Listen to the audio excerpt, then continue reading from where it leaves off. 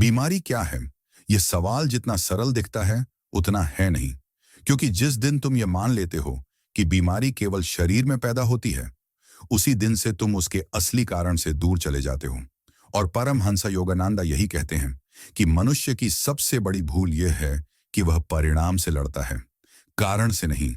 वह शरीर को ठीक करना चाहता है, पर चेतना को छूता तक नहीं, जबकि शरीर तो केवल एक पर्दा है जिस पर मन और आत्मा की फिल्म चल रही होती है। सोचो, अगर बीमारी सच में केवल शरीर में होती, तो एक ही परिस्थिति में दो लोगों को एक जैसा रोग क्यों नहीं होता? क्यों कोई छोटा सा मानसिक आघात किसी को सालों तक बीमार कर देता है और कोई व्यक्ति भारी चोट के बाद भी तेजी से ठीक हो जाता है? इसका उत्तर दवाइयों में नहीं, बल्कि चेतना में छिपा है। और यही से 99% बीमारी का भ्रम शुरू होता है। क्योंकि योगानंद जी कहते हैं कि शरीर तो आज्ञाकारी सेवक है, वह वही करता है जो मन उसे आदेश देता है, और मन वही दोहराता है जो अवचेतन में गहराई से बैठा होता है। तुम दिन में चाहे जितनी दवाइयां खा लो, लेकिन अगर रात को सोते समय तुम्हारा अवचेतन भय, अपराध बोध, तनाव, निराशा या किसी पुराने घाव से भरा है, तो वही रात शरीर के लिए उपचार नहीं, बल्कि रोग को गहरा करने का समय बन जाती है। क्योंकि रात को शरीर सोता नहीं, वह सबसे अधिक सक्रिय होता है।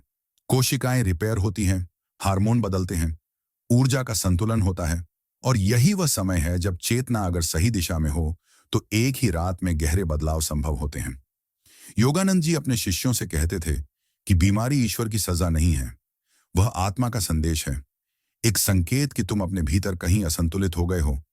और जब तक तुम उस संदेश को समझने के बजाय दबाते रहोगे, बीमारी बार बार अलग अलग रूपों में लौटती रहेगी। कभी सिरदर्द बनकर, कभी पेट की समस्या बनकर, कभी थकान, कभी चिंता, और कभी ऐसे रोग जिनका नाम सुनकर ही डर पैदा हो जाता है। आधुनिक विज्ञान अब यह मानने लगा है कि तनाव, डर और लंबे समय तक दबाई गई भावनाएं प्रतिरक्षा प्रणाली को कमजोर कर देती हैं। लेकिन योग और अध्यात्म यह बात हजारों साल पहले से कहते आ रहे हैं कि विचार केवल मानसिक घटना नहीं है, वे ऊर्जा हैं। और ऊर्जा जब लंबे समय तक एक दिशा में बहती है, तो वह शरीर की संरचना को बदल देती है। इसलिए बीमारी अचानक नहीं आती, वह महीनों या सालों की चेतन और अवचेतन स्थिति का परिणाम होती है।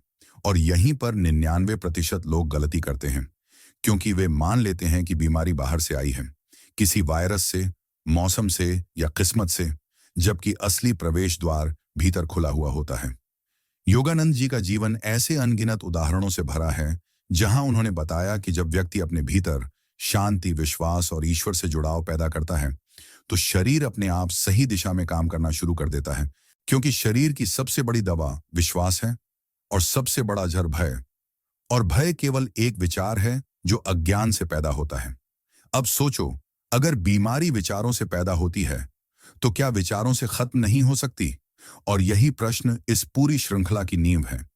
क्योंकि यहां हम ये नहीं कह रहे कि दवा मत लो या डॉक्टर के पास मत जाओ, बल्कि यह कि जब तक तुम अपनी चेतना को नहीं बदलते, तब तक कोई भी बाहरी उपाय अधूरा रहेगा। और योगानंद जी कहते हैं कि जो व्यक्ति यह सीख लेता है कि सोने से पहले अपने मन को कैसे शुद्ध करना है, कैसे अवचेतन को सही आदेश देना है, वह व्यक्ति शरीर को वह अवसर देता है जहां उपचार स्वाभाविक रूप से होने लगता है। बीमारी का सबसे बड़ा पोषण रात में होता है, क्योंकि रात में मन बिना पहरे के होता है।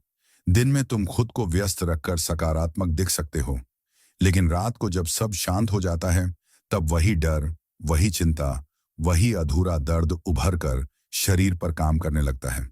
और यही कारण है कि बहुत से लोग कहते हैं कि सुबह उठते ही शरीर भारी लगता है, क्योंकि रात को अवचेतन ने शरीर को तनाव का आदेश दिया होता है।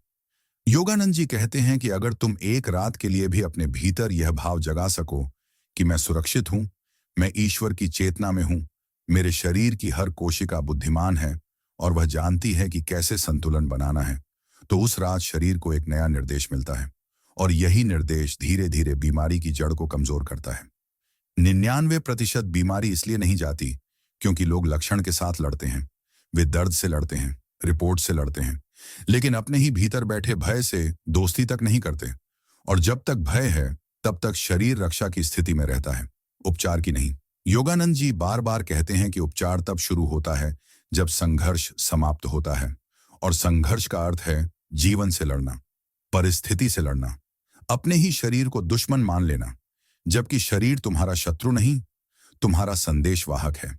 यह पहला भाग इसलिए जरूरी है क्योंकि जब तक तुम बीमारी को दुश्मन मानते रहोगे, तब तक तुम उसके संदेश को नहीं सुनोगे, और जब तक संदेश नहीं सुनोगे, तब तक असली परिवर्तन संभव नहीं। इसलिए आज बस इतना समझ लो कि बीमारी अचानक नहीं आई, वह तुम्हारी चेतना की यात्रा का हिस्सा है। और अगर तुम तैयार हो उस यात्रा को समझने के लिए, तो आगे आने वाले हिस्सों में तुम देखोगे कि कैसे एक रात एक सही मानसिक अवस्था, एक सही भाव और एक सही दिशा शरीर को वह संकेत दे सकती है जिससे उपचार की प्रक्रिया शुरू हो जाती है। क्योंकि योगानंद जी के शब्दों में, जब आत्मा शांत होती है तो शरीर को बीमार रहने का कोई कारण नहीं बचता। चेतना और बीमारी का संबंध समझने से पहले हमें यह स्वीकार करना होगा कि मनुष्य केवल मांस, हड्डी और खून का ढांचा नहीं है, बल्कि वह चेतना की एक सतत धारा है। और परमहंसा योगानंदा बार बार इस बात पर जोर देते हैं कि शरीर तो चेतना का घना रूप है। जैसे भाप ठंडी होकर पानी बन जाती है, वैसे ही चेतना जब सघन होती है तो शरीर बनती है, और जब चेतना असंतुलित होती है तो वही असंतुलन शरीर में बीमारी के रूप में दिखाई देने लगता है। अब जरा अपने जीवन पर नजर डालो। क्या तुमने कभी देखा है कि जब मन बहुत प्रसन्न होता है तो शरीर हल्का लगता है, थकान कम हो जाती है, दर्द जैसे अपने आप शांत हो जाते हैं? और जब मन भारी होता है, दुखी होता है, भय से भरा होता है, तो बिना किसी स्पष्ट कारण के सिर भारी लगने लगता है, पेट गड़बड़ाने लगता है, सांस उथली हो जाती है। यही अनुभव यह साबित करता है कि चेतना शरीर को हर क्षण निर्देश दे रही है। योगानंद जी कहते हैं कि चेतना के 3 स्तर होते हैं: जागृत, अवचेतन और अतिचेतन। और बीमारी का असली खेल जागृत मन में नहीं, बल्कि अवचेतन में चलता है। क्योंकि जागृत मन दिन में तर्क करता है, समझाता है, खुद को बहलाता है। लेकिन अवचेतन मन वह है जो बिना सवाल किए हर विश्वास को सत्य मान लेता है, और वही विश्वास शरीर की कोशिकाओं तक पहुंच जाता है। जब कोई व्यक्ति लंबे समय तक यह मान लेता है कि मैं कमजोर हूं, मेरे साथ हमेशा बुरा होता है, मेरे परिवार में यह बीमारी है, मैं ठीक नहीं हो सकता, तो ये विचार केवल शब्द नहीं रहते, वे अवचेतन में आदेश बन जाते हैं। और अवचेतन उन आदेशों को शरीर की भाषा में बदल देता है, हार्मोन के जरिए, नर्वस सिस्टम के जरिए, प्रतिरक्षा प्रणाली के जरिए। और यही वह जगह है जहां विज्ञान और योग मिलते हैं। आज विज्ञान यह स्वीकार कर रहा है कि प्लेसीबो और नोसीबो प्रभाव वास्तविक हैं। यानी केवल विश्वास से दवा काम कर सकती है और केवल डर से दवा बेअसर हो सकती है। लेकिन योगानंद जी कहते हैं कि यह कोई नई खोज नहीं है, यह चेतना की शक्ति का प्रत्यक्ष प्रमाण है। बीमारी तब शुरू होती है जब चेतना जीवन के प्रवाह से कट जाती है, जब व्यक्ति अपने भीतर लगातार तनाव, तुलना, असुरक्षा और भय को जमा करता रहता है। और यह सब एक दिन में नहीं होता, यह वर्षों की आदतों का परिणाम होता है। और फिर एक दिन शरीर वह बोझ नहीं संभाल पाता और लक्षण प्रकट हो जाते हैं। बहुत से लोग कहते हैं, मैं तो खुश ही रहता हूं, फिर मुझे यह बीमारी क्यों हुई? लेकिन योगानंद जी समझाते हैं कि खुश दिखना और भीतर से शांत होना अलग बातें हैं। क्योंकि अवचेतन मन अभिनय नहीं समझता, वह केवल सच्ची भावना पहचानता है। और अगर भीतर कहीं दबा हुआ डर, गुस्सा या दुख है, तो वही चेतना का मुख्य रंग बन जाता है। चेतना का अर्थ केवल सोच नहीं है, चेतना भावना, विश्वास और पहचान का सम्मिलित रूप है। यानी तुम अपने आप को कैसे देखते हो, जीवन को कैसे देखते हो, ईश्वर या अस्तित्व के साथ अपने संबंध को कैसे महसूस करते हो, यह सब मिलकर तुम्हारी चेतना बनाते हैं। योगानंद जी कहते हैं कि जो व्यक्ति खुद को एक असहाय शरीर मानता है, वह शरीर की सीमाओं में फंस जाता है। लेकिन जो व्यक्ति खुद को चेतना का विस्तार मानता है, वह नहीं करता जो उसकी आत्मा चाहती है, वह नहीं कहता जो उसका हृदय महसूस करता है, वह जीवन नहीं जीता जो उसके भीतर से आना चाहता है। और यह दबाव चेतना में तनाव बन जाता है, जो धीरे धीरे शरीर पर उतरता है।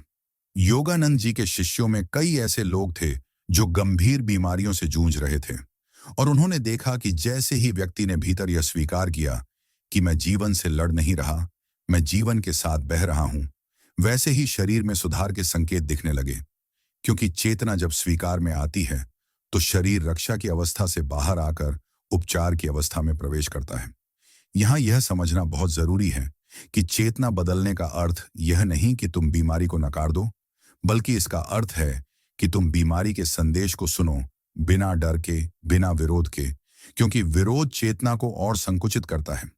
योगानंद जी कहते हैं कि डर सबसे बड़ा रोग है, क्योंकि डर चेतना को सिकोड़ देता है और सिकुड़ी हुई चेतना शरीर में प्रवाह को रोक देती है, और जहां प्रवाह रुकता है वहीं रोग जन्म लेता है। अब सवाल यह है कि चेतना बदली कैसे जाए, और इसका उत्तर है जागरूकता से, क्योंकि अवचेतन को बदले बिना कोई स्थायी परिवर्तन संभव नहीं, और अवचेतन सबसे अधिक खुला होता है रात के समय, जब जागृत मन शांत होता है। और यही कारण है कि इस श्रृंखला में एक रात पर इतना जोर दिया जा रहा है, क्योंकि वह रात चेतना को नया बीज देने का समय बन सकती है। अगर सोने से पहले व्यक्ति अपने भीतर यह भाव जगा सके कि मैं सुरक्षित हूं, मैं अस्तित्व का हिस्सा हूं, मेरा शरीर मेरा मित्र है, तो यह भाव अवचेतन में उतरकर शरीर को नया निर्देश देता है, और यही निर्देश धीरे धीरे बीमारी की जड़ को कमजोर करता है। 99% लोग इसलिए ठीक नहीं होते क्योंकि वे दिन में सकारात्मक सोचने की कोशिश करते हैं और रात को डर के साथ सो जाते हैं, और अवचेतन रात की भाषा समझता है, दिन की नहीं। योगानंद जी कहते हैं कि जिस व्यक्ति ने अपनी चेतना को प्रशिक्षित कर लिया, उसके लिए बीमारी स्थायी नहीं रह सकती, क्योंकि चेतना ही शरीर का वास्तुकार है। इस दूसरे भाग का सार यही है कि जब तक तुम बीमारी को शरीर की समस्या मानते रहोगे, तब तक तुम आधा ही रास्ता चलोगे। लेकिन जिस दिन तुम यह समझ लोगे कि बीमारी चेतना का संकेत है, उस दिन से उपचार की यात्रा शुरू हो जाती है। और आगे आने वाले भागों में तुम देखोगे कि अवचेतन को कैसे पुनः प्रोग्राम किया जाता है, रात को चेतना को कैसे निर्देश दिया जाता है, और कैसे धीरे धीरे शरीर उस नई चेतना के अनुसार स्वयं को ढालने लगता है। क्योंकि परमहंसा योगानंदा के शब्दों में, मनुष्य शरीर नहीं है जो चेतना रखता है, वह चेतना है जिसने शरीर धारण किया है। बीमारी कैसे पैदा होती है, यह प्रश्न जितना बाहर दिखता है, उससे कहीं अधिक भीतर छिपा हुआ है। क्योंकि परमहंसा योगानंदा कहते हैं कि रोग कोई अचानक घटने वाली दुर्घटना नहीं है, वह चेतना की एक लंबी प्रक्रिया का परिणाम है। एक ऐसा अदृश्य सिलसिला जो विचार से शुरू होकर भावना बनता है, भावना ऊर्जा बनती है, ऊर्जा आदत बनती है, और आदत अंततः शरीर की भाषा में स्वयं को प्रकट कर देती है। सोचो, जब कोई व्यक्ति किसी विचार को बार बार दोहराता है, चाहे वह विचार भय का हो, असुरक्षा का हो, क्रोध का हो या हीनता का, तो वह विचार केवल दिमाग में नहीं रहता, वह शरीर के भीतर रासायनिक और ऊर्जात्मक प्रतिक्रियाएं पैदा करता है, और यही प्रतिक्रियाएं धीरे धीरे एक स्थायी पैटर्न बन जाती हैं। योगानंद जी समझाते हैं कि मनुष्य का शरीर एक जीवित प्रयोगशाला है, जहां हर विचार एक रसायन छोड़ता है और हर भावना एक तरंग पैदा करती है, और जब ये तरंगें लंबे समय तक असंतुलित रहती हैं, तो शरीर की प्राकृतिक बुद्धिमत्ता थकने लगती है। बीमारी का बीज अक्सर उसी क्षण पड़ जाता है जब व्यक्ति जीवन की किसी परिस्थिति को भीतर से अस्वीकार कर देता है, जब वह कुछ कहना चाहता है पर कह नहीं पाता, कुछ छोड़ना चाहता है पर छोड़ नहीं पाता, कुछ जीना चाहता है पर जी नहीं पाता, और यह अस्वीकार चेतना में एक गांठ बना देता है। यही गांठ समय के साथ शरीर में किसी खास स्थान पर बैठ जाती है, क्योंकि शरीर प्रतीकात्मक होता है। और योगानंद जी कहते हैं कि हर बीमारी एक भाषा है, एक संकेत है, जिसे समझा जाए तो वह अपना रहस्य खोल देती है। उदाहरण के लिए, लगातार दबा हुआ भय श्वास को प्रभावित करता है, जिससे प्राण का प्रवाह घटता है, और जहां प्राण का प्रवाह कम होता है, वहां जीवन शक्ति कमजोर पड़ती है। इसी तरह लगातार क्रोध पाचन और यकृत क्षेत्र को प्रभावित करता है, क्योंकि वहां अग्नि तत्व का असंतुलन पैदा होता है, और लंबे समय तक दबा हुआ दुख हृदय क्षेत्र में भार बन जाता है। लेकिन ये बातें केवल प्रतीक नहीं हैं, ये चेतना और शरीर के बीच के वास्तविक संबंध हैं। आधुनिक विज्ञान इसे अलग शब्दों में समझाने लगा है, chronic stress, hormonal imbalance, immune suppression. लेकिन योगानंद जी कहते हैं कि शब्द बदलने से सत्य नहीं बदलता। सत्य यह है कि शरीर चेतना का अनुसरण करता है। बीमारी बनने की प्रक्रिया अक्सर इस तरह होती है कि पहले व्यक्ति अपने भीतर तनाव को सामान्य मान लेता है, फिर चिंता को अपनी पहचान बना लेता है, फिर डर को अपनी सुरक्षा समझने लगता है, और जब यह सब लंबे समय तक चलता है, तो शरीर संकेत देने लगता है, थकान, नींद की समस्या, हल्का दर्द। लेकिन व्यक्ति इन संकेतों को अनदेखा कर देता है, और यही अनदेखी बीमारी को गहरा करती है। योगानंद जी बार बार कहते हैं कि शरीर पहले फुसफुसाता है, फिर बोलता है और अंत में चिल्लाता है। और जिसे हम अचानक बीमारी कहते हैं, वह वास्तव में शरीर की अंतिम पुकार होती है। इस प्रक्रिया में सबसे बड़ा रोल अवचेतन मन का होता है, क्योंकि अवचेतन वह गोदाम है जहां वर्षों की स्मृतियां, अनुभव, डर और विश्वास जमा रहते हैं। और वही गोदाम शरीर को आदेश देता है कि किस दिशा में काम करना है। अगर अवचेतन में यह धारणा बैठी हो कि बीमारी मेरे परिवार में चलती है, मेरी उम्र में ऐसा होना ही है, मैं कमजोर हूं, तो शरीर उन धारणाओं के अनुरूप स्वयं को ढालने लगता है। न कि इसलिए कि वे सच हैं, बल्कि इसलिए कि अवचेतन उन्हें सच मान चुका होता है। योगानंद जी कहते हैं कि अवचेतन को तर्क से नहीं बदला जा सकता, उसे भावना और अनुभव से बदला जाता है। और यही कारण है कि केवल जानकारी बीमारी को नहीं मिटा पाती जब तक चेतना का अनुभव न बदले। बीमारी पैदा होने का एक और गहरा कारण है ऊर्जा का गलत दिशा में बहना, क्योंकि जब व्यक्ति लगातार भविष्य की चिंता या अतीत के पछतावे में जीता है, तो उसकी ऊर्जा वर्तमान से कट जाती है, और वर्तमान से कटी हुई ऊर्जा शरीर को पोषण नहीं दे पाती। शरीर केवल वर्तमान में जीता है, और जब चेतना वर्तमान से दूर रहती है, तो शरीर और मन के बीच दूरी बढ़ जाती है, और यही दूरी रोग का स्थान बन जाती है। योगानंद जी इसे आत्मा से दूरी कहते हैं, क्योंकि आत्मा हमेशा वर्तमान में होती है, और आत्मा से दूर हुआ मन शरीर को अकेला छोड़ देता है। इस पूरी प्रक्रिया में एक महत्वपूर्ण मोड़ आता है, रात, क्योंकि रात वह समय है जब जागृत मन ढीला पड़ जाता है और अवचेतन सतह पर आ जाता है। और अगर व्यक्ति रात को उसी असंतुलित चेतना के साथ सोता है, तो अवचेतन उन पैटर्न्स को और मजबूत कर देता है, शरीर को वही पुराने आदेश देता है, और बीमारी की जड़ें और गहरी हो जाती हैं। लेकिन यही रात परिवर्तन का अवसर भी है, क्योंकि वही अवचेतन यदि नए, शांत, स्वीकार और विश्वास से भरे आदेश पाए, तो शरीर को अलग दिशा मिल सकती है। 99% लोग इस प्रक्रिया को नहीं समझते, इसलिए वे सोचते हैं कि बीमारी बाहर से आई है और बाहर से ही जाएगी। वे कारण को नहीं देखते, केवल परिणाम को देखते हैं, और परिणाम से लड़ने में अपनी ऊर्जा खर्च कर देते हैं। योगानंद जी कहते हैं कि बीमारी को समझना उससे लड़ने से कहीं अधिक प्रभावी है, क्योंकि समझ चेतना को खोलती है और खुली हुई चेतना में प्रवाह लौट आता है। इस तीसरे भाग का सार यही है कि बीमारी बनने की प्रक्रिया अदृश्य होती है, लेकिन अनिवार्य नहीं। और जो व्यक्ति यह देखना सीख लेता है कि उसके विचार कैसे भावना बनते हैं, भावना कैसे ऊर्जा बनती है, और ऊर्जा कैसे शरीर को आकार देती है, वह व्यक्ति बीमारी के चक्र को वहीं तोड़ सकता है जहां वह शुरू होता है। आगे आने वाले हिस्सों में हम देखेंगे कि इस चक्र को व्यावहारिक रूप से कैसे बदला जाए, रात को चेतना को कैसे शुद्ध किया जाए, और कैसे शरीर को वह नया निर्देश दिया जाए जो उसे उपचार की दिशा में ले जाए। क्योंकि परमहंसा योगानंदा के शब्दों में, जिसने अपने विचारों की धारा को समझ लिया, उसने अपने शरीर के भविष्य को समझ लिया।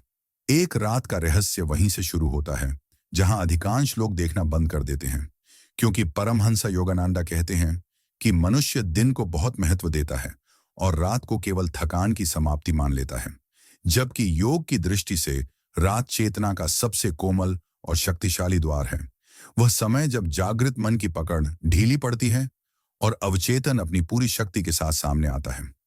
दिन में तुम जो हो वह तुम्हारी आदतों का प्रदर्शन है, लेकिन रात में तुम जो बनते हो वह तुम्हारी वास्तविक चेतना का प्रतिबिंब होता है। और यही कारण है कि एक ही रात किसी को तो गहरी शांति दे जाती है और किसी को बेचैनी, डर और बोझ के साथ सुबह तक थका देती है। योगानंद जी समझाते हैं कि रात में शरीर सोता है पर चेतना नहीं, वह केवल अपनी दिशा बदलती है। और यही दिशा अगर सही हो तो शरीर की मरम्मत, संतुलन और पुनर्संयोजन सबसे प्रभावी ढंग से होता है, क्योंकि इसी समय नर्वस सिस्टम गहराई से शांत होता है। हार्मोनल गतिविधियां अपने प्राकृतिक चक्र में आती हैं और कोशिकाएं वह काम करती हैं जो दिन के शोर में संभव नहीं होता। लेकिन यहाँ रहस्य यह नहीं कि रात में उपचार होता है, रहस्य यह है कि रात को किस चेतना के साथ तुम सोते हो, क्योंकि वही चेतना अवचेतन के माध्यम से शरीर को निर्देश देती है। योगानंद जी कहते हैं कि सोने से पहले का अंतिम भाव अगले दिन की नींव रखता है, और यह केवल एक सुंदर विचार नहीं बल्कि चेतना का नियम है, क्योंकि अवचेतन वही बीज ग्रहण करता है जो अंतिम रूप से उसके सामने रखा गया हो।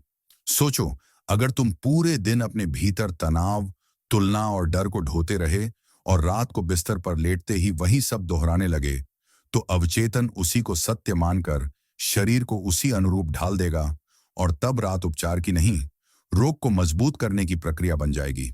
इसके विपरीत, अगर एक ही रात तुम अपने भीतर संघर्ष छोड़ दो, अपने शरीर के प्रति मित्रता का भाव जगा लो और यह स्वीकार कर लो कि अस्तित्व तुम्हारे विरुद्ध नहीं है, तो वही रात शरीर को एक नया संकेत दे सकती है। योगानंद जी बार बार कहते हैं कि उपचार का आरंभ स्वीकृति से होता है, क्योंकि स्वीकृति चेतना को फैलाती है और फैली हुई चेतना में ऊर्जा का प्रवाह लौट आता है।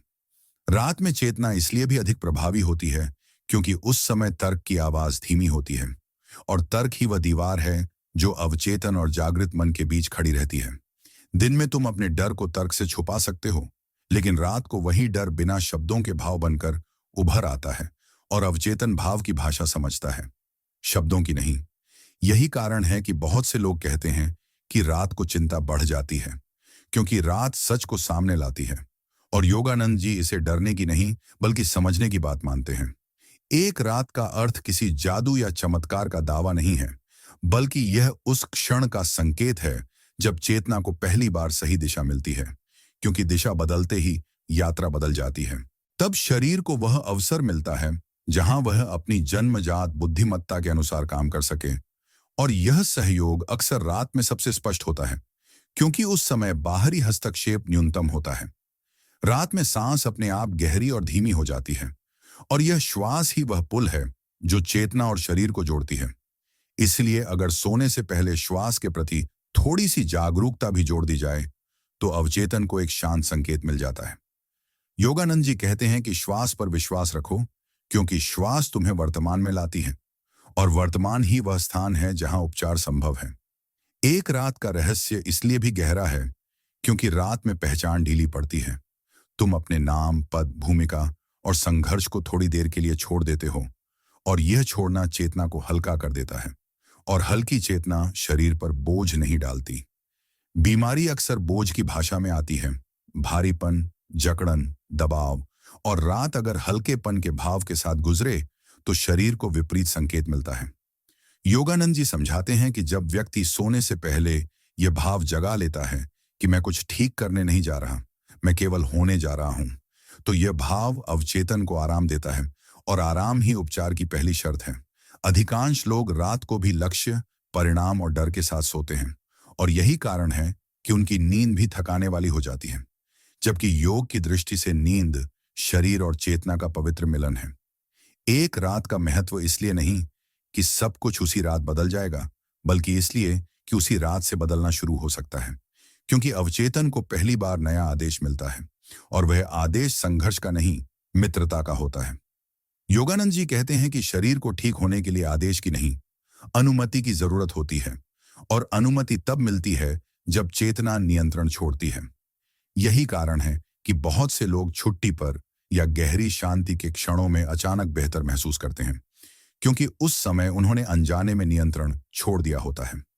एक रात वह प्रयोग है जहां तुम जानबूझकर नियंत्रण छोड़ते हो, भय को पहचानते हो लेकिन उसे भोजन नहीं देते, और अपने भीतर यह भरोसा जगाते हो कि जीवन तुम्हारे साथ है, तुम्हारे खिलाफ नहीं। यह भरोसा अवचेतन में उतरते ही शरीर के संदेश बदलने लगते हैं, क्योंकि शरीर अस्तित्व की उसी भाषा में बोलता है। इस चौथे भाग का सार यही है कि रात केवल विश्राम का समय नहीं, बल्कि दिशा परिवर्तन का अवसर है, और जो व्यक्ति यह समझ लेता है कि सोने से पहले की चेतना कितनी निर्णायक है, वह धीरे धीरे अपने शरीर के अनुभव को बदल सकता है। आगे आने वाले हिस्सों में हम देखेंगे कि श्वास, ध्यान और अवचेतन को दिए जाने वाले सूक्ष्म संकेत कैसे इस रात को उपचार की दिशा में मोड़ते हैं, क्योंकि परमहंसा योगानंदा के शब्दों में, जब तुम रात को शांति के साथ सोते हो तो अस्तित्व तुम्हारे भीतर काम करता रहता है। श्वास और बीमारी का संबंध उतना ही गहरा है जितना जीवन और मृत्यु का, क्योंकि परमहंसा योगानंदा कहते हैं कि मनुष्य का जीवन उसकी सांसों की संख्या से बंधा है, और उसकी चेतना उन सांसों की गुणवत्ता से, और जहां सांस बिखरी होती है वहां चेतना भी बिखरी होती है, और बिखरी हुई चेतना शरीर को स्पष्ट निर्देश नहीं दे पाती। सोचो, जब तुम डरते हो तो सांस अपने आप तेज और उथली हो जाती है, जब तुम दुखी होते हो तो सांस भारी हो जाती है, और जब तुम शांत होते हो तो सांस गहरी और सहज हो जाती है। यह कोई संयोग नहीं है, बल्कि यह इस बात का प्रमाण है कि सांस चेतना का सबसे प्रत्यक्ष दर्पण है। योगानंद जी कहते हैं कि श्वास केवल ऑक्सीजन का आदान प्रदान नहीं है, वह प्राण का प्रवाह है। और प्राण वह सूक्ष्म ऊर्जा है जो शरीर को जीवित रखती है, मन को सक्रिय रखती है और चेतना को दिशा देती है। बीमारी तब पैदा होती है जब प्राण का प्रवाह बाधित हो जाता है, और यह बाधा अक्सर गलत श्वसन आदतों से आती है। क्योंकि आधुनिक मनुष्य ने सांस लेना भूल नहीं किया, लेकिन सांस को महसूस करना भूल गया है। दिन भर तनाव, जल्दबाजी और चिंता के बीच सांस अपने आप उथली हो जाती है, छाती तक सीमित रह जाती है और पेट, नाभि तथा रीढ़ के निचले हिस्से तक नहीं पहुंच पाती। और यही उथली सांस धीरे धीरे नर्वस सिस्टम को हमेशा खतरे की अवस्था में रखती है।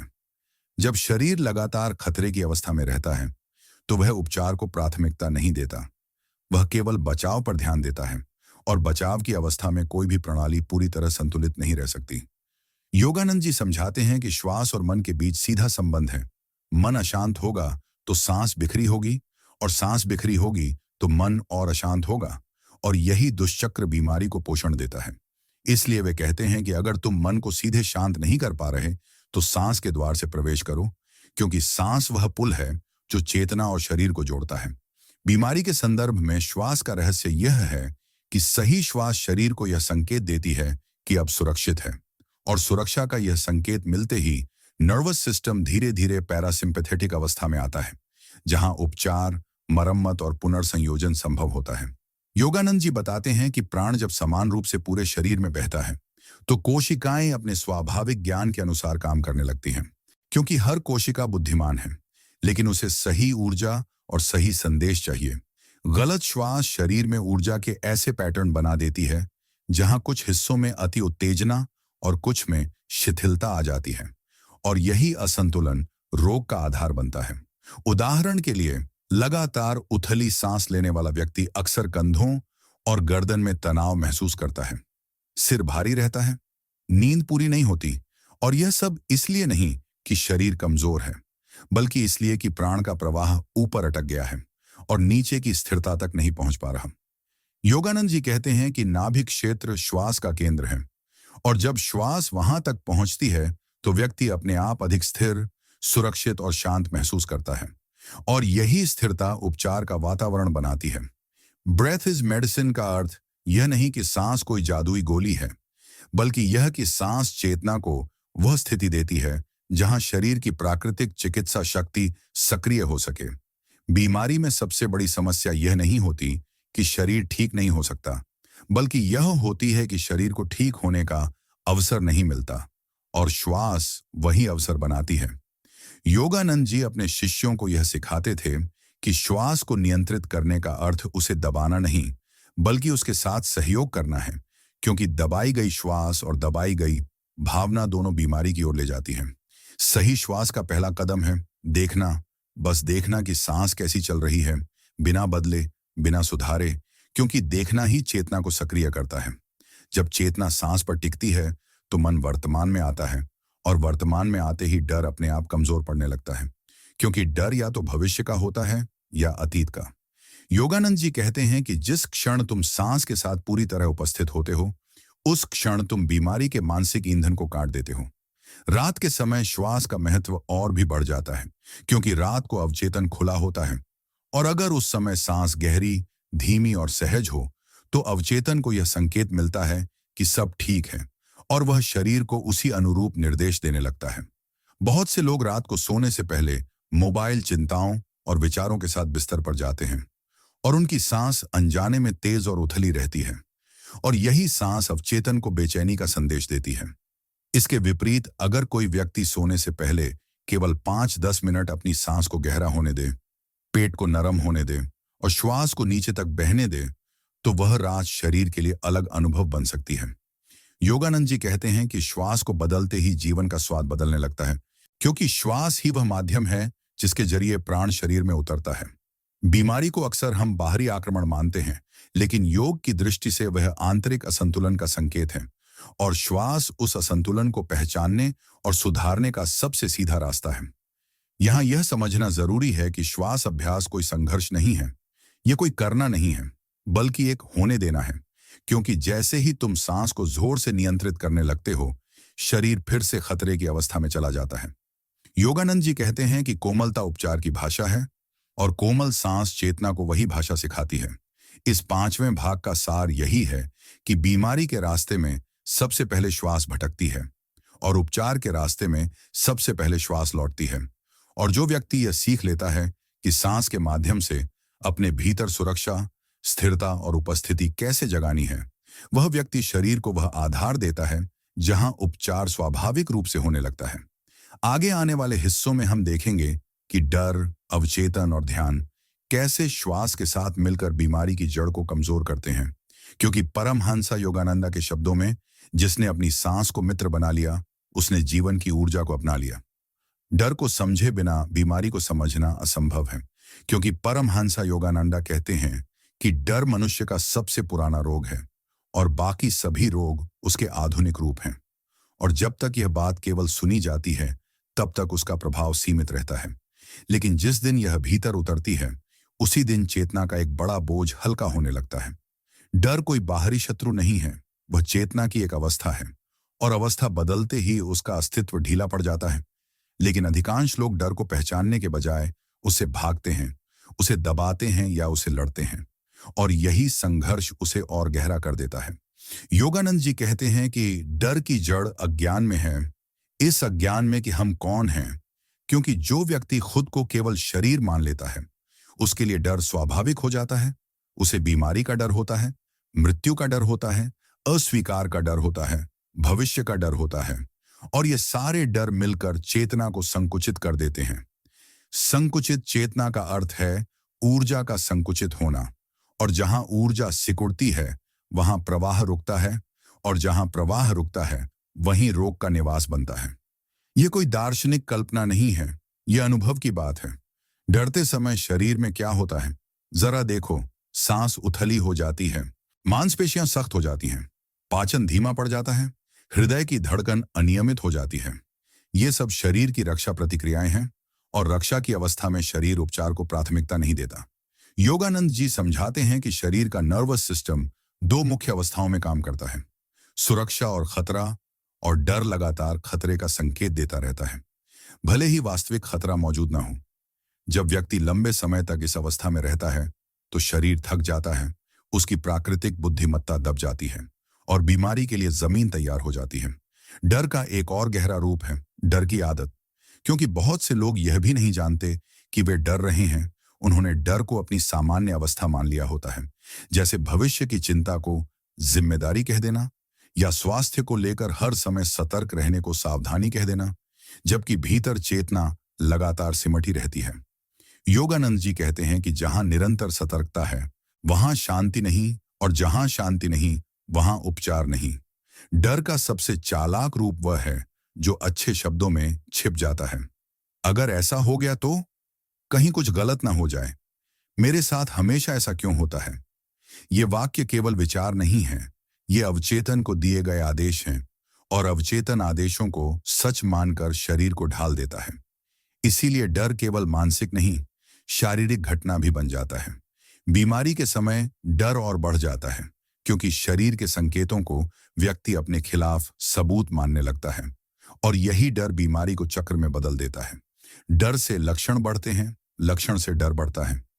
योगानंद जी कहते हैं कि इस चक्र को तोड़ने का पहला कदम डर को हटाना नहीं, बल्कि उसे देखना है, क्योंकि जो देखा जाता है वह कमजोर पड़ता है। डर तब शक्तिशाली होता है जब वह अचेतन रहता है, और चेतन होते ही उसकी पकड़ ढीली होने लगती है। योगानंद जी अपने शिष्यों को सिखाते थे कि डर से लड़ो मत, क्योंकि लड़ाई उसे वास्तविक बना देती है, बल्कि उसके सामने खड़े होकर यह कहो कि मैं तुम्हें देख रहा हूं, और यह देखने भर से चेतना फैलने लगती है। डर चेतना को संकुचित करता है, और देखने की क्रिया चेतना को फैलाती है। इसलिए यह एक आंतरिक अल्केमी है। डर का एक और स्रोत है अलगाव का भ्रम, ये मान लेना कि मैं अकेला हूं, जीवन मेरे खिलाफ है, ईश्वर दूर है, और यही भ्रम मनुष्य को भीतर से असुरक्षित बना देता है। योगानंद जी कहते हैं कि जो व्यक्ति अस्तित्व के साथ अपने संबंध को अनुभव करता है, उसके भीतर डर टिक नहीं पाता, क्योंकि डर को जीवित रहने के लिए अलगाव चाहिए और संबंध उसे मार देता है। इसलिए आध्यात्मिक दृष्टि से डर का उपचार किसी बाहरी सुरक्षा में नहीं, बल्कि भीतर के संबंध में है, उस अनुभव में कि जीवन तुम्हें धारण किए हुए है। डर और बीमारी के संबंध को समझने के लिए यह भी देखना जरूरी है कि डर शरीर के किन हिस्सों में बसता है। किसी में पेट में, किसी में छाती में, किसी में गले में। और यह बसना प्रतीकात्मक नहीं है, यह ऊर्जा का जमाव है। योगानंद जी कहते हैं कि जब डर को शब्द दिए बिना केवल महसूस किया जाता है, तो वह पिघलने लगता है, क्योंकि वह विचार से अधिक भावना है और भावना ध्यान से बदलती है, तर्क से नहीं। रात के समय डर का प्रभाव और बढ़ जाता है, क्योंकि रात को जागृत मन शांत होता है और अवचेतन सामने आता है। और अगर अवचेतन डर से भरा हो, तो वही डर शरीर को आदेश देता है। इसलिए बहुत से लोग रात को लक्षणों को ज्यादा महसूस करते हैं, लेकिन यही रात डर को रूपांतरित करने का अवसर भी है, क्योंकि रात को चेतना को कोमलता से दिशा दी जा सकती है। योगानंद जी कहते हैं कि सोने से पहले डर से मुक्त होने का प्रयास मत करो, बल्कि उसे मित्रता का भाव लाओ। यह स्वीकार करो कि डर आया है, लेकिन मैं उससे बड़ा हूं। और यह भाव अवचेतन में उतरते ही शरीर को अलग संकेत मिलता है। डर का एक बड़ा कारण नियंत्रण की चाह भी है, सब कुछ अपने हिसाब से रखने की कोशिश, और जब जीवन वैसा नहीं चलता तो डर पैदा होता है। योगानंद जी सिखाते हैं कि समर्पण डर का प्रतिरोधक है, क्योंकि समर्पण में यह स्वीकार छिपा होता है कि जीवन मुझसे अधिक बुद्धिमान है।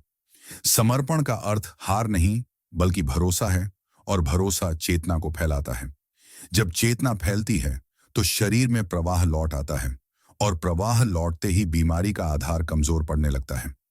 इस छठे भाग का सार यही है कि डर बीमारी का कारण नहीं, लेकिन उसका सबसे बड़ा पोषक है। और जिस दिन व्यक्ति यह सीख लेता है कि डर को दबाए बिना, उसे लड़े बिना, उसे देखना, समझना और पार करना कैसे है, उसी दिन से उपचार की प्रक्रिया तेज हो जाती है। क्योंकि परमहंसा योगानंदा के शब्दों में, जहां डर समाप्त होता है, वहीं ईश्वर की उपस्थिति शुरू होती है। और जहां ईश्वर की उपस्थिति है, वहां शरीर को बीमार रहने की आवश्यकता नहीं रहती। अवचेतन मन का इलाज समझे बिना बीमारी के स्थायी उपचार की कल्पना अधूरी रह जाती है, क्योंकि परमहंसा योगानंदा कहते हैं कि मनुष्य अपने जीवन का निर्माण जितना जागृत मन से करता है, उससे कहीं अधिक अवचेतन मन से करता है।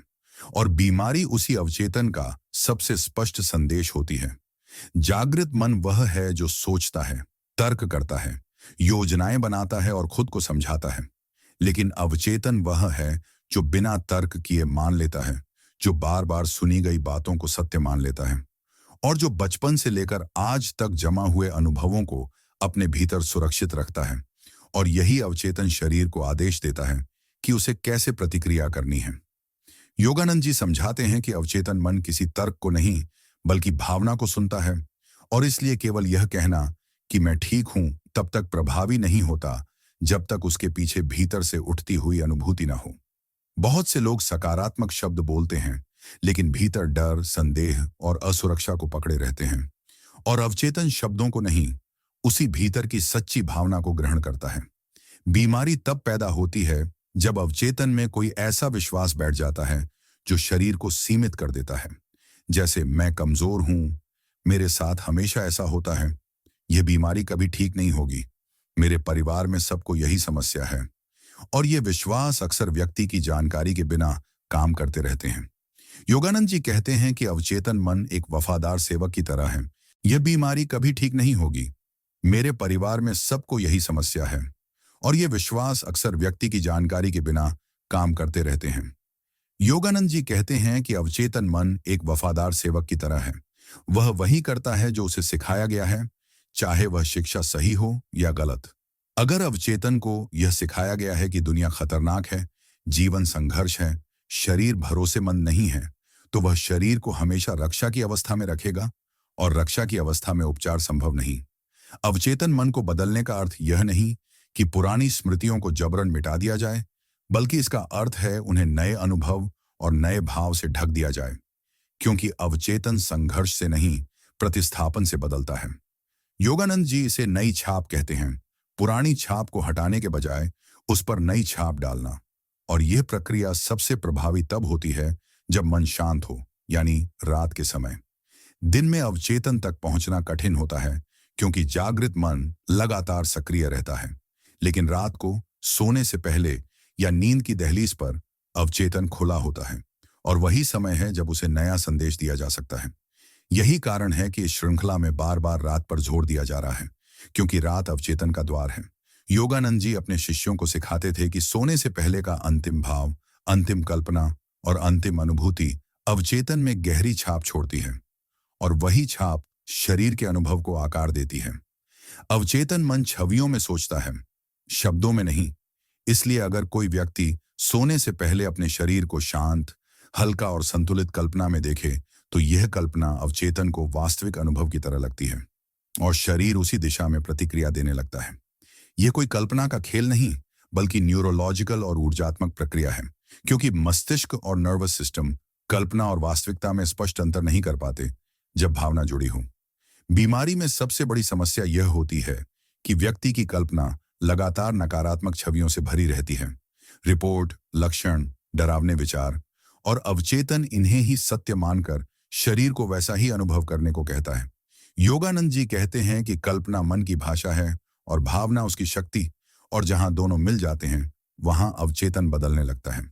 अवचेतन को उपचार का आदेश देने का अर्थ यह नहीं कि बीमारी को नकार दिया जाए, बल्कि यह कि शरीर को यह भरोसा दिया जाए कि वह सुरक्षित है और समर्थ है। सुरक्षा का भाव अवचेतन के लिए सबसे शक्तिशाली संकेत है, क्योंकि असुरक्षा ही वह जड़ है जिससे डर, तनाव और रोग निकलते हैं।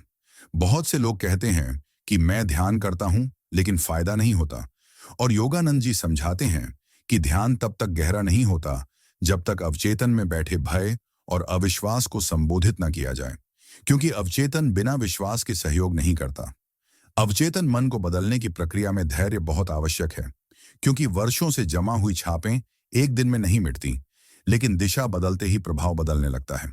जैसे ही अवचेतन को पहला नया संदेश मिलता है, शरीर में छोटे छोटे संकेत दिखने लगते हैं।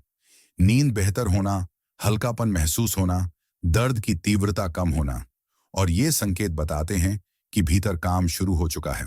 योगानंद जी कहते हैं कि इन छोटे संकेतों को पहचानना और उनका सम्मान करना बहुत जरूरी है, क्योंकि अवचेतन प्रोत्साहन से सीखता है, दबाव से नहीं।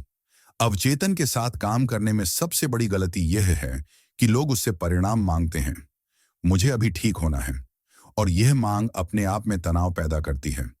अवचेतन को आदेश नहीं, निमंत्रण चाहिए, और निमंत्रण का भाव कोमल होता है, शांत होता है। इसलिए सोने से पहले अगर कोई व्यक्ति यह भाव जगा सके कि मैं अपने शरीर को विश्राम का उपहार दे रहा हूं, तो यह भाव अवचेतन के लिए उपचार का संकेत बन जाता है।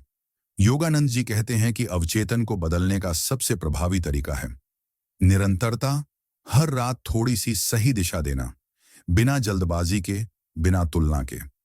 अवचेतन समय नहीं समझता, वह केवल आवृत्ति समझता है, और जो बात बार बार शांत भाव के साथ दी जाती है वही उसकी नई सच्चाई बन जाती है। इस 7वें भाग का सार यही है कि बीमारी अवचेतन की भाषा में लिखा गया संदेश है, और जब तक हम उस भाषा को समझकर उत्तर नहीं देते, तब तक शरीर वही संदेश दोहराता रहेगा।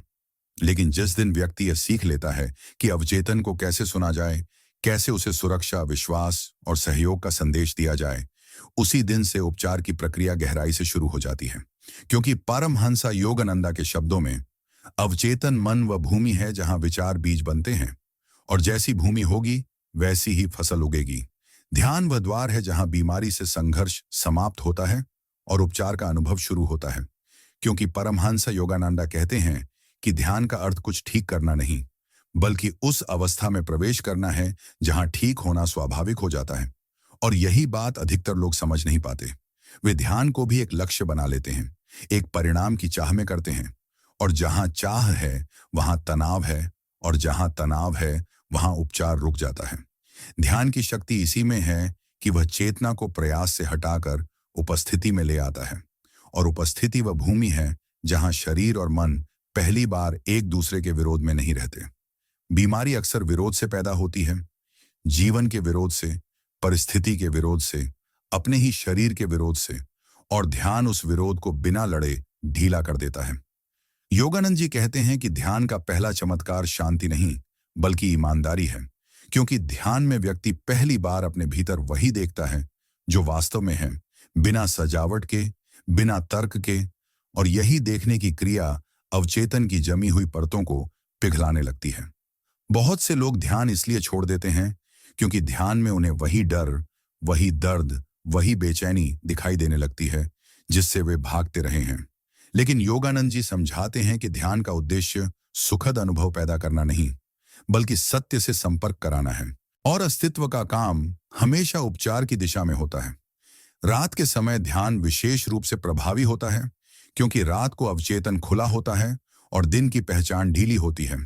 इसलिए अगर सोने से पहले थोड़ी देर भी ध्यान में बैठा जाए तो अवचेतन को यह संदेश मिलता है कि अब सुरक्षित है, और यह संदेश शरीर के लिए अत्यंत मूल्यवान होता है।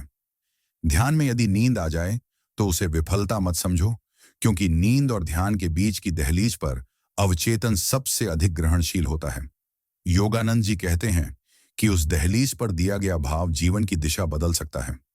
ध्यान के दौरान किसी मंत्र, प्रार्थना या नाम का उपयोग सहायक हो सकता है, लेकिन तभी जब वह यांत्रिक ना हो, क्योंकि यांत्रिक दोहराव अवचेतन को नहीं छूता, भावना से भरा दोहराव छूता है। ध्यान का एक और गहरा पहलू यह है कि वह करुणा को जन्म देता है। अपने लिए करुणा, और जहां करुणा आती है वहां कठोरता जाती है। बीमारी कठोरता में पलती है। कठोर अपेक्षाएं, कठोर आत्मालोचना, कठोर नियंत्रण, और करुणा उस कठोरता को धीरे धीरे पिघलाती है। योगानंद जी कहते हैं कि अपने शरीर के प्रति दयालु होना आध्यात्मिकता का पहला चरण है, क्योंकि जो व्यक्ति अपने शरीर से लड़ता है वह ईश्वर से भी लड़ता है। ध्यान में जैसे जैसे यह दयालुता गहराती है, शरीर के संकेत बदलने लगते हैं। सांस सहज होती है, धड़कन स्थिर होती है, मांसपेशियां नरम पड़ती हैं, और ये सब संकेत बताते हैं कि नर्वस सिस्टम उपचार की अवस्था में प्रवेश कर रहा है। ध्यान का लक्ष्य बीमारी को हटाना नहीं बल्कि उस अवस्था में टिकना है जहां बीमारी को पोषण नहीं मिलता, और यह अंतर समझते ही संघर्ष समाप्त होने लगता है। इस 8वें भाग का सार यही है कि ध्यान कोई तकनीक नहीं बल्कि एक संबंध है अपने अनुभव के साथ, और जैसे ही यह संबंध ईमानदार, कोमल और उपस्थित होता है, शरीर को वह वातावरण मिलता है जहां वह अपनी जन्मजात बुद्धिमत्ता के अनुसार संतुलन की ओर लौट सके। क्योंकि परमहंस योगानंदा के शब्दों में, ध्यान में तुम कुछ प्राप्त नहीं करते, ध्यान में तुम वह छोड़ देते हो जो कभी तुम्हारा था ही नहीं, और जो बचता है वही उपचार है। परमहंस योगानंदा कहते हैं कि जब तक मन अपने भीतर चल रही सूक्ष्म ऊर्जा की भाषा नहीं समझता, तब तक बीमारी सिर्फ शरीर की समस्या लगती है। लेकिन जिस दिन व्यक्ति यह देख लेता है कि हर बीमारी से पहले एक भाव पैदा होता है, एक कंपन उठती है, एक मानसिक तरंग बनती है, उसी दिन उपचार की दिशा बदल जाती है, क्योंकि तब व्यक्ति दवा से पहले जागरूकता को महत्व देने लगता है। योगानंद जी के अनुसार शरीर एक यंत्र नहीं बल्कि चेतना का विस्तार है, और जैसे ही चेतना उलझती है, शरीर उसका प्रतिबिंब बनकर प्रतिक्रिया देता है। लोग अक्सर पूछते हैं कि इतनी सारी बीमारियां अचानक क्यों बढ़ रही हैं, और योगानंद जी का उत्तर सीधा है, क्योंकि मनुष्य की ऊर्जा बिखर गई है, उसका ध्यान बाहर अटका है, और जब ध्यान बाहर अटका रहता है तो भीतर संतुलन टूटने लगता है। बीमारी दरअसल ध्यान की अनुपस्थिति का परिणाम है, न कि किसी एक गलती का। मन जब लगातार भय, तुलना, भविष्य की चिंता और अतीत के बोझ में जीता है तो शरीर को कभी विश्राम नहीं मिलता, और विश्राम के बिना कोई भी तंत्र स्वयं को ठीक नहीं कर सकता।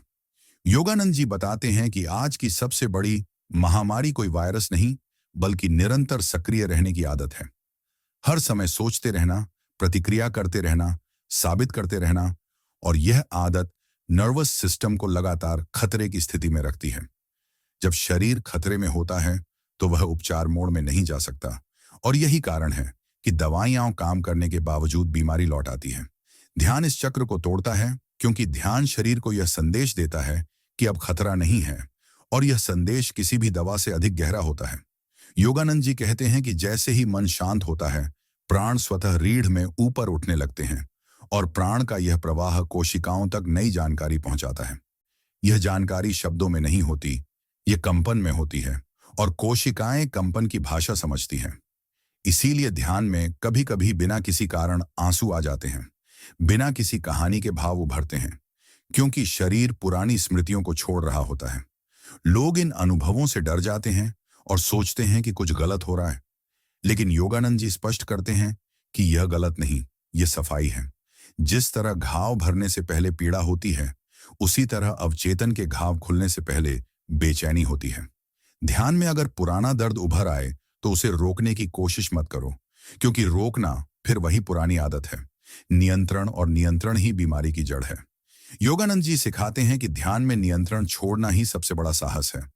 जब तुम नियंत्रण छोड़ते हो, तब शरीर अपनी प्राचीन बुद्धिमत्ता से काम करने लगता है। यह बुद्धिमत्ता लाखों वर्षों से विकसित हुई है और यह जानती है कि संतुलन कैसे वापस लाना है। लेकिन समस्या यह है कि मन बीच में हस्तक्षेप करता रहता है। यह क्यों हो रहा है? कब ठीक होगा? अगर नहीं हुआ तो? और यही हस्तक्षेप ऊर्जा को फिर उलझा देता है। योगानंद जी कहते हैं कि प्रश्न पूछना बुरा नहीं, लेकिन हर प्रश्न का समय होता है और ध्यान प्रश्नों का समय नहीं है। ध्यान समर्पण का समय है। समर्पण का अर्थ हार मानना नहीं, बल्कि उस बुद्धि पर भरोसा करना है जो तुम्हारे सोचने से पहले से काम कर रही है। जब यह भरोसा पैदा होता है, तब व्यक्ति बीमारी को दुश्मन नहीं, बल्कि संदेशवाहक की तरह देख पाता है। हर बीमारी एक सूचना लेकर आती है कि तुम कहां खुद से दूर हो गए हो, कहां तुमने अपनी सीमा पार की है, कहां तुमने अपने भावों को दबाया है। ध्यान में ये सूचनाएं धीरे धीरे स्पष्ट होने लगती हैं, बिना किसी किताब के, बिना किसी गुरु के शब्दों के।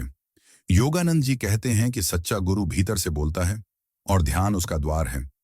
जब व्यक्ति नियमित ध्यान करता है, तो वह यह भी देखता है कि कुछ लक्षण केवल तब बढ़ते हैं जब मन विशेष विचारों में फंसता है, और जैसे ही विचार बदलते हैं, लक्षण ढीले पड़ने लगते हैं। यह संयोग नहीं है, यह चेतना और शरीर के बीच का जीवित संबंध है। ध्यान इस संबंध को दृश्य बना देता है। योगानंद जी बताते हैं कि शरीर बीमारी से नहीं डरता, शरीर डर से डरता है। डर एक ऐसा जहर है जो सबसे पहले प्राण के प्रवाह को रोकता है। जब प्राण रुकता है, तब अंग कमजोर पड़ते हैं।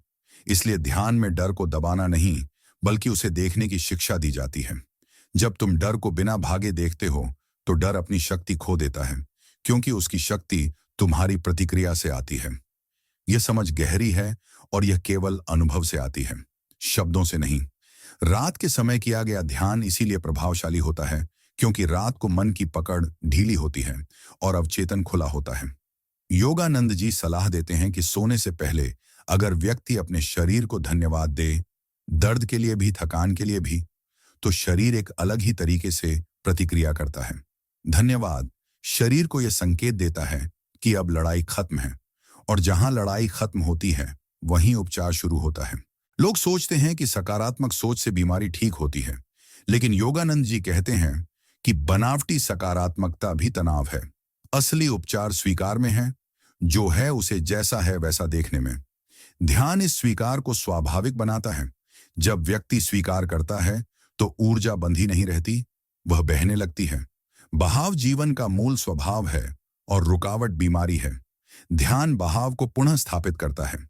इस 9वें भाग का सार यही है कि बीमारी कोई दुश्मन नहीं, बल्कि चेतना का संकेत है, और ध्यान उस संकेत को समझने की भाषा सिखाता है। परमहंसा योगानंदा के शब्दों में, जब तुम शरीर को सुनते हो, तो वह चिल्लाना बंद कर देता है, और जब तुम स्वयं को स्वीकार करते हो, तो उपचार अपने आप तुम्हें स्वीकार कर लेता है। परमहंसा योगानंदा कहते हैं कि बीमारी का सबसे गहरा कारण शरीर में नहीं, बल्कि व्यक्ति की जीवन के प्रति धारणा में छिपा होता है। क्योंकि जिस क्षण मनुष्य जीवन को संघर्ष समझ लेता है, उसी क्षण शरीर को युद्ध भूमि बना देता है। और युद्ध भूमि में उपचार नहीं होता, केवल जीवित रहने की कोशिश होती है। योगानंद जी स्पष्ट करते हैं कि अधिकांश लोग बीमार इसलिए नहीं हैं कि उनके शरीर में कोई कमी है, बल्कि इसलिए कि उन्होंने अपने अस्तित्व से भरोसा खो दिया है, और भरोसा खोते ही मन ने नियंत्रण संभाल लिया है। नियंत्रण का अर्थ है हर चीज को अपनी शर्तों पर चलाना, स्वास्थ्य भी, समय भी, परिणाम भी, और यही नियंत्रण धीरे धीरे शरीर की प्राकृतिक लय को तोड़ देता है। शरीर की अपनी लय होती है, जैसे समुद्र की लहरों की, जैसे सांस के आने जाने की, जैसे दिल की धड़कन की। और जब मन उस लय को तेज या धीमा करने की जिद करता है, तब असंतुलन जन्म लेता है। योगानंद जी कहते हैं कि ध्यान का वास्तविक कार्य शरीर को ठीक करना नहीं, बल्कि मन को हस्तक्षेप से हटाना है, ताकि शरीर अपनी मूल बुद्धिमत्ता से पुनः जुड़ सके। लोग ध्यान को इसलिए असफल मान लेते हैं क्योंकि वे उसमें भी प्रगति, अनुभव और परिणाम खोजते हैं। लेकिन जहां खोज है वहां तनाव है, और जहां तनाव है वहां उपचार रुक जाता है। ध्यान कोई उपलब्धि नहीं, बल्कि विश्राम की अवस्था है, और विश्राम आधुनिक मनुष्य के लिए सबसे कठिन साधना बन चुका है। मनुष्य बैठ तो जाता है, आंखें बंद कर लेता है, लेकिन भीतर योजनाएं चलती रहती हैं, भविष्य की तस्वीरें बनती रहती हैं, और यही अंदरूनी शोर शरीर को संदेश देता है कि अभी भी खतरा है। योगानंद जी समझाते हैं कि शरीर शब्दों से नहीं, भाव से प्रतिक्रिया करता है, और जब भाव बेचैनी का होता है तो शरीर रक्षा मोड में चला जाता है। रक्षा मोड में शरीर पाचन नहीं करता, कोशिकाओं की मरम्मत नहीं करता, हार्मोन संतुलित नहीं करता, क्योंकि उसकी प्राथमिकता केवल बचाव होती है। ध्यान रक्षा मोड को उपचार मोड में बदलने की कुंजी है, लेकिन यह परिवर्तन धीरे धीरे होता है, अचानक नहीं। इसलिए जो लोग कहते हैं कि ध्यान करने से कुछ नहीं हुआ, वे अक्सर यह नहीं समझते कि वर्षों की आदतों को कुछ दिनों में नहीं बदला जा सकता। योगानंद जी कहते हैं कि जिस तरह बीमारी धीरे धीरे बनी है, उसी तरह उपचार भी धीरे धीरे गहराता है। लेकिन बीच बीच में ऐसे क्षण आते हैं जहां परिवर्तन अचानक दिखाई देता है, और लोग उसे चमत्कार कहते हैं। वास्तव में वह चमत्कार नहीं, बल्कि लंबे समय से चल रही भीतरी तैयारी का फल होता है। ध्यान में बैठते समय अगर मन भागे तो उसे रोकने की कोशिश मत करो, क्योंकि रोकना भी एक हिंसा है, और हिंसा शरीर में तनाव पैदा करती है। योगानंद जी सिखाते हैं कि मन को भागने दो, बस तुम उसके पीछे मत भागो। यह छोटा सा अंतर चेतना में बड़ा बदलाव लाता है। जब तुम विचारों को देखने लगते हो, न कि उनका अनुसरण करने, तब धीरे धीरे उनके बीच खाली जगह बनने लगती है। इसी खाली जगह में उपचार की ऊर्जा काम करती है। लोग अक्सर पूछते हैं कि ध्यान में किस पर ध्यान लगाएं, सांस पर, मंत्र पर, या किसी बिंदु पर, और योगानंद जी कहते हैं कि ध्यान का केंद्र कम महत्वपूर्ण है, ध्यान की गुणवत्ता अधिक महत्वपूर्ण है।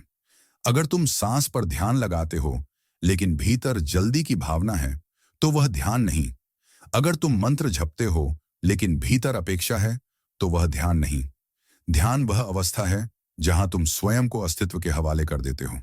यही हवाला करना शरीर के लिए सबसे सुरक्षित संकेत होता है। तब तुम भविष्य में जी रहे होते हो, और भविष्य में जीना शरीर के लिए असुरक्षित है। शरीर वर्तमान में जीता है, और ध्यान तुम्हें वर्तमान में लौटाता है। वर्तमान में लौटते ही शरीर पहली बार घर जैसा महसूस करता है। योगानंद जी कहते हैं कि शरीर तब बीमार पड़ता है जब उसे घर जैसा महसूस नहीं होता। ध्यान उसे घर लौटने का रास्ता दिखाता है। धीरे धीरे व्यक्ति यह देखता है कि कुछ बीमारियां अपने आप ढीली पड़ रही हैं, कुछ लक्षण कम हो रहे हैं, और कुछ समस्याएं बिना किसी विशेष प्रयास के गायब हो रही हैं। लेकिन योगानंद जी चेतावनी देते हैं कि इन बदलावों को पकड़ना मत, क्योंकि पकड़ फिर से नियंत्रण बन जाती है। ध्यान में जो आता है उसे आने दो, जो जाता है उसे जाने दो। यही प्रवाह जीवन है। इस 10वें भाग का सार यही है कि ध्यान कोई उपाय नहीं, बल्कि एक वातावरण है, और जब सही वातावरण मिलता है तो जीवन स्वयं को ठीक करने लगता है। परमहंस योगानंदा के शब्दों में, तुम शरीर को आदेश देकर नहीं, भरोसा देकर ठीक करते हो, और भरोसा मौन में जन्म लेता है। परमहंस योगानंदा कहते हैं कि बीमारी तब लंबी होती है जब मन लगातार उसके साथ अपनी पहचान जोड़ लेता है, क्योंकि पहचान ऊर्जा को जकड़ देती है, और जकड़ी हुई ऊर्जा बह नहीं पाती, और जहां बहाव रुकता है वहीं पीड़ा टिकती है। मनुष्य अक्सर यह कहता है, मेरी बीमारी, मेरा दर्द, मेरी समस्या, और यह छोटा सा मेरा शरीर के लिए बहुत भारी पड़ता है, क्योंकि जैसे ही कोई अनुभव मेरा बनता है, मन उसे बचाने, सुधारने और नियंत्रित करने की जिम्मेदारी उठा लेता है, और यही जिम्मेदारी धीरे धीरे तनाव में बदल जाती है। योगानंद जी समझाते हैं कि ध्यान का एक सूक्ष्म लेकिन क्रांतिकारी चरण यह है कि व्यक्ति अनुभवों को अपना कहना छोड़ दे और उन्हें घटित होते हुए देखे, क्योंकि देखने में हल्कापन है और पकड़ने में भार है। जब व्यक्ति यह देख पाता है कि दर्द उठ रहा है, बदल रहा है, कभी तेज है, कभी मंद है, और उसके बीच एक साक्षी मौजूद है जो अछूता है, तभी पहली बार शरीर को सांस मिलती है।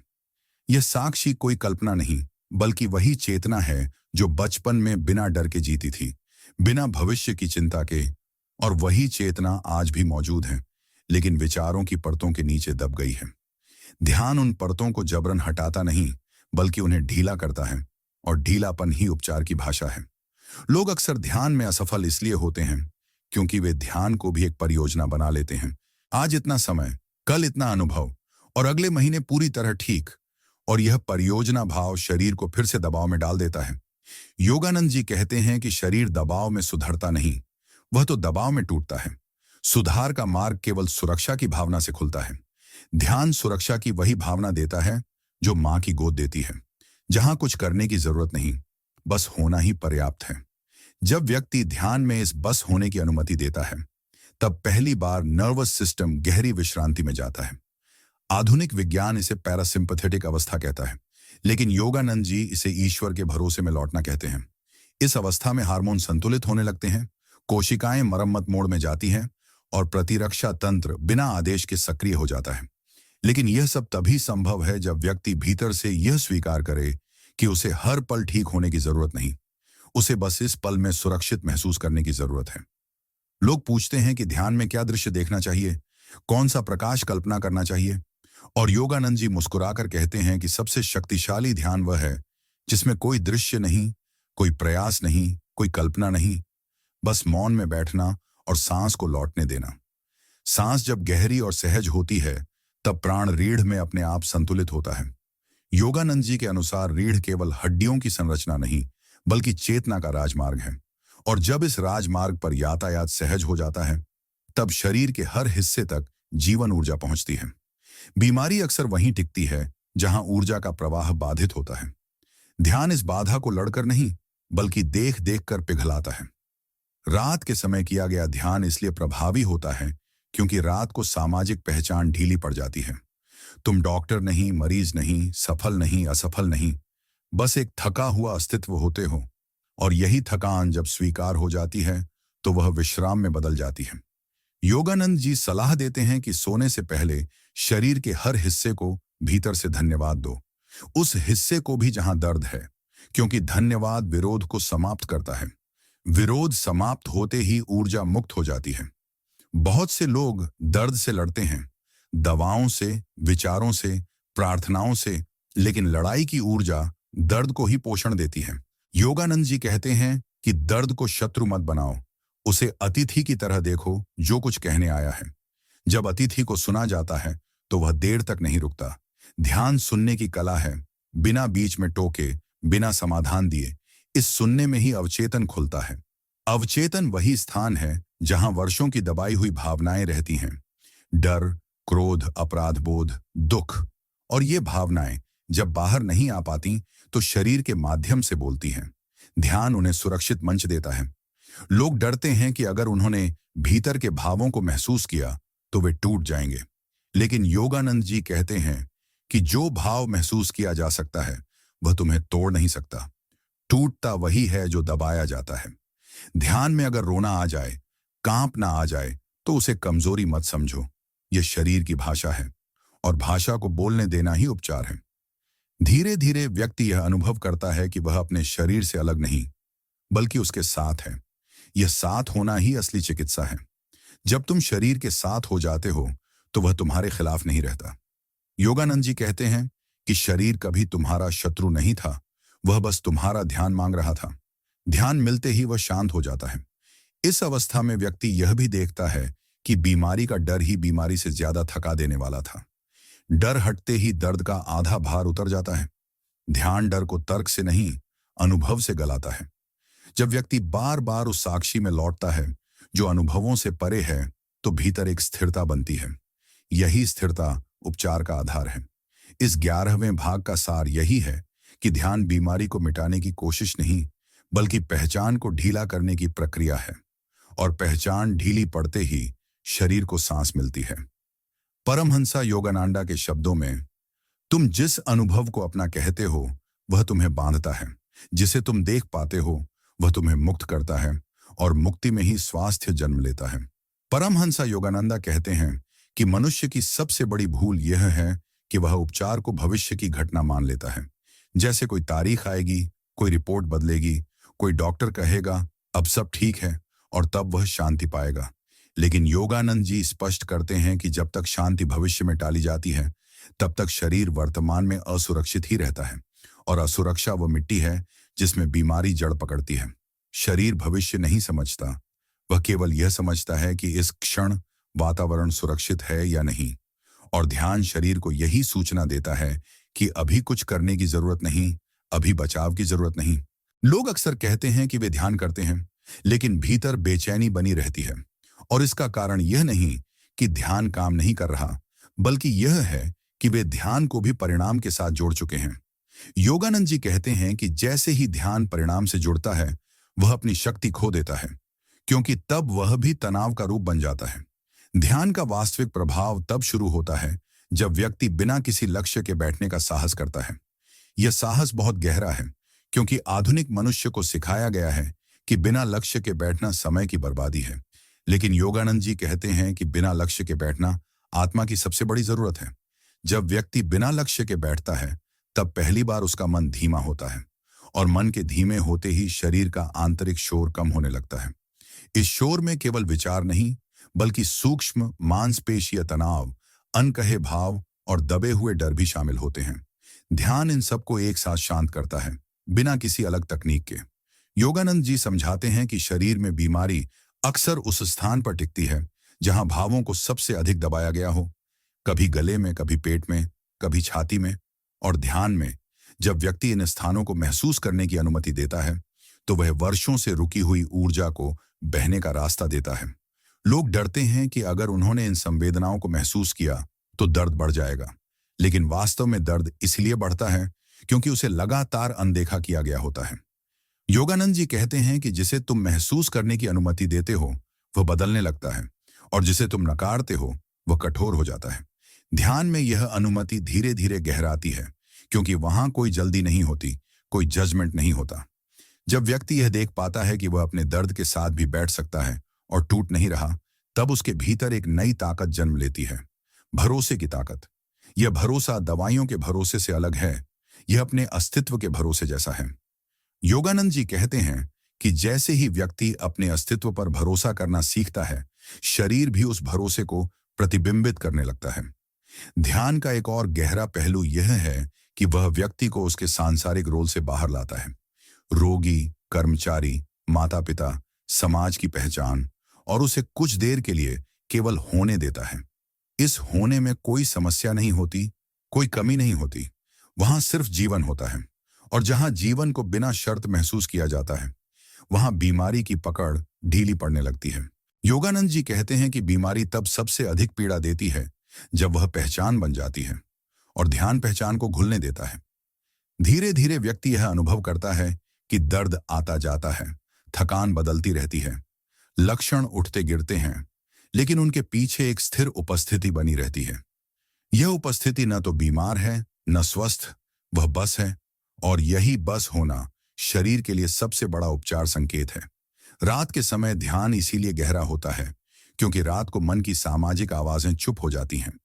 दिन में हम लगातार किसी न किसी भूमिका में फंसे रहते हैं, लेकिन रात को वह पकड़ ढीली होती है। योगानंद जी सलाह देते हैं कि सोने से पहले अगर व्यक्ति स्वयं से यह कह दे कि आज मुझे कुछ ठीक नहीं करना है, तो नर्वस सिस्टम तुरंत ढीला पड़ने लगता है। यह वाक्य शरीर के लिए दवा जैसा है। लोग सोचते हैं कि प्रार्थना का अर्थ मांगना है, लेकिन योगानंद जी कहते हैं कि सबसे ऊंची प्रार्थना वह है जिसमें कोई मांग नहीं, सिर्फ कृतज्ञता और समर्पण। जब व्यक्ति ध्यान में कृतज्ञता में बैठता है, तो शरीर यह अनुभव करता है कि उसे स्वीकार किया जा रहा है। स्वीकार्यता वह पोषण है जिसकी कमी से शरीर बीमार पड़ता है। बहुत से लोग बचपन से ही यह सीख लेते हैं कि उन्हें तभी स्वीकार किया जाएगा जब वे सही होंगे, मजबूत होंगे, सफल होंगे, और यह शर्त वाला प्रेम भीतर एक स्थायी तनाव पैदा कर देता है। ध्यान बिना शर्त उपस्थिति देता है, वहां कोई परीक्षा नहीं, कोई अपेक्षा नहीं, और जैसे ही यह बिना शर्तता भीतर उतरती है, शरीर का आत्मरक्षा तंत्र धीरे धीरे शांत होने लगता है। योगानंद जी कहते हैं कि जब आत्मरक्षा की जरूरत नहीं रहती, तब आत्म उपचार स्वतः शुरू हो जाता है। जल्दी ठीक होने की, जल्दी साबित करने की, जल्दी लौटने की। यह जल्दी शरीर को लगातार सतर्क रखती है। ध्यान में जब व्यक्ति स्वयं को यह अनुमति देता है कि आज कुछ हासिल नहीं करना है, तब नर्वस सिस्टम पहली बार गहरी शांति में उतरता है। इस शांति में ही उपचार की रसायन प्रक्रिया शुरू होती है। आधुनिक विज्ञान इसे वेगस नर्व की सक्रियता कहता है, लेकिन योगानंद जी इसे आत्मा की गोद कहते हैं। गोद में बैठा बच्चा कुछ नहीं करता, बस भरोसा करता है, और वही भरोसा शरीर को ठीक करता है। बहुत से लोग कहते हैं कि वे ध्यान में बैठते हैं, लेकिन विचार रुकते नहीं और वे निराश हो जाते हैं। योगानंद जी कहते हैं कि विचारों का रुकना ध्यान का लक्ष्य नहीं, बल्कि विचारों से लड़ना छोड़ देना ध्यान की शुरुआत है। जैसे ही तुम विचारों को आने जाने देते हो, बिना उनमें उलझे, शरीर भीतर से हल्का होने लगता है। यह हल्कापन कोई कल्पना नहीं, यह मांसपेशियों में, सांस में, दिल की धड़कन में महसूस किया जा सकता है। बीमारी अक्सर भारीपन की अवस्था है, भारी विचार, भारी भाव, भारी जिम्मेदारियां, और ध्यान उस भार को धीरे धीरे उतारता है। ध्यान में कभी कभी ऐसा होता है कि पुराने डर अचानक उभर आते हैं, बिना किसी स्पष्ट कारण के। योगानंद जी कहते हैं कि यह ध्यान की विफलता नहीं, बल्कि सफलता का संकेत है, क्योंकि जो अब तक दबा था वह अब सुरक्षित वातावरण में बाहर आ रहा है। जब डर बाहर आता है तो उसे दबाने की कोशिश मत करो, क्योंकि दबाना फिर वही पुरानी बीमारी की प्रक्रिया है। डर को देखो, महसूस करो और देखो कि वह स्थायी नहीं है। यही देखना शरीर को सिखाता है कि हर तीव्र अनुभव भी गुजर जाता है। जब शरीर यह सीख लेता है, तब वह लक्षणों से चिपकना छोड़ देता है। लोग अक्सर बीमारी के दौरान यह पूछते हैं कि मेरे साथ ही ऐसा क्यों, और यह प्रश्न शरीर को और अलग थलग कर देता है। योगानंद जी कहते हैं कि यह प्रश्न ऊर्जा को जकड़ देता है, जबकि स्वीकार ऊर्जा को बहने देता है। स्वीकार का अर्थ यह नहीं कि तुम बीमारी से सहमत हो, बल्कि यह कि तुम उससे लड़ना छोड़ देते हो। लड़ाई में ऊर्जा खर्च होती है, स्वीकार में ऊर्जा बचती है। बची हुई ऊर्जा ही उपचार बनती है। ध्यान का एक और गहरा आयाम यह है कि वह व्यक्ति को उसके अतीत से मुक्त करता है। बहुत सी बीमारियां वर्तमान की नहीं, अतीत की छाया होती हैं। पुरानी चोटें, अधूरी भावनाएं, दबा हुआ शोक। ध्यान इन छायाओं को रोशनी देता है। रोशनी में छाया स्वयं मिटने लगती है। योगानंद जी कहते हैं कि अतीत को समझने की जरूरत नहीं, बस उसे महसूस करने की अनुमति दो। समझना मन का काम है, महसूस करना शरीर का। जब शरीर महसूस कर लेता है, तब कहानी की जरूरत नहीं रहती। रात के समय ध्यान इसीलिए शक्तिशाली होता है, क्योंकि रात को कहानी सुनाने वाला मन थक जाता है। तब शरीर सीधे बोलता है, संवेदनाओं के माध्यम से। अगर उस समय व्यक्ति केवल उपस्थित रह सके, बिना डर के, तो वही उपस्थिति गहरी चिकित्सा बन जाती है। बहुत से लोग सोचते हैं कि उन्हें ध्यान के लिए सही मुद्रा, सही स्थान, सही समय चाहिए, लेकिन योगानंद जी कहते हैं कि ध्यान का सही समय वही है जब तुम थक चुके हो लड़ते लड़ते। थकान कोई दुश्मन नहीं, वह संकेत है कि अब नियंत्रण छोड़ने का समय आ गया है। जब व्यक्ति इस थकान को स्वीकार करता है, तब भीतर से एक नई सहजता जन्म लेती है। इस सहजता में सांस गहरी होती है, पेट नरम पड़ता है, कंधे ढीले होते हैं। ये सब छोटे संकेत हैं कि शरीर अब स्वयं को ठीक करने की अनुमति पा रहा है।